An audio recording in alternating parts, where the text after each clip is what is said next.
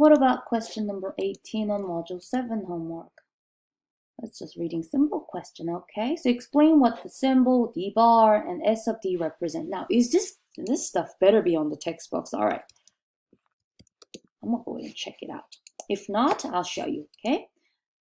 Because without knowing what these symbols are, we cannot solve any of these problems, right? We need to know what they're talking about. So let me open up section 8.1 for you, okay?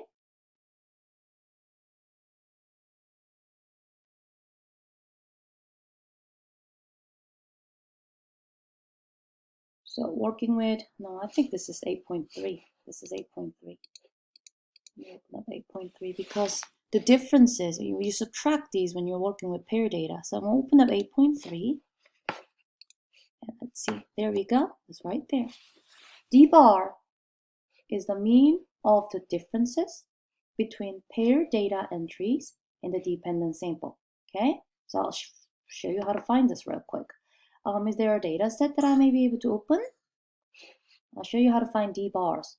But to answer your question, here it is.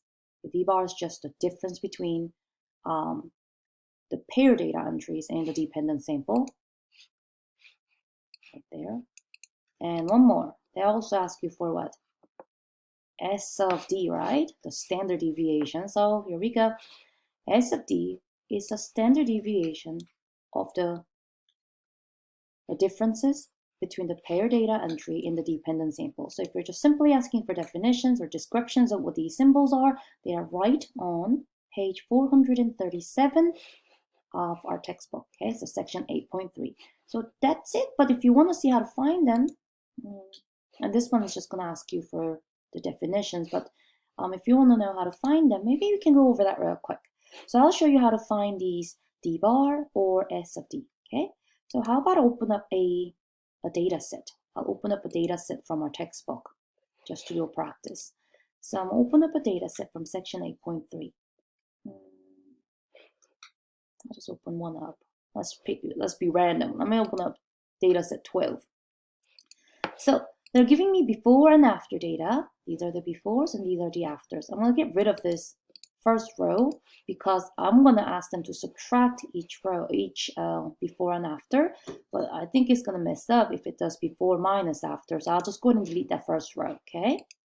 All right, take a look. This is how you find these a D bar and S sub D, okay, the standard deviation of the differences.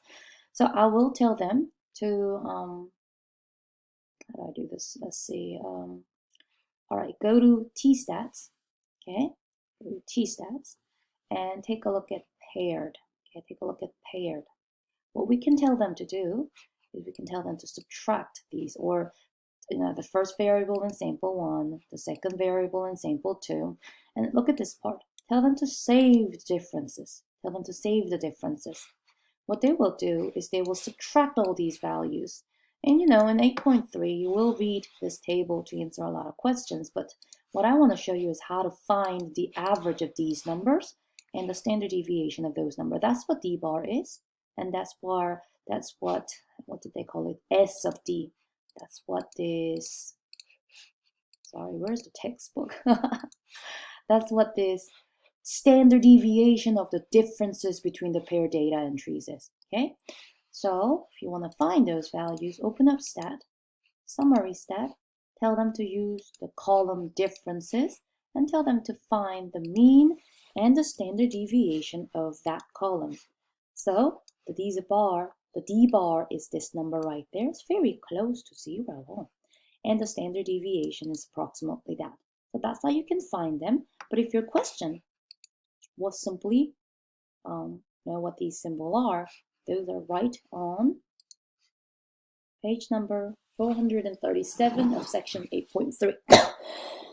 So let me know if you don't have access to your textbook, because at this point, you need to be doing a lot of reading and getting a lot of information from your textbook. So this kind of concerned me, okay, that you couldn't read the I'm sorry, symbols from the textbook. So let me know if you can't access your textbooks for some reason, but that's where you can find your answers to that question.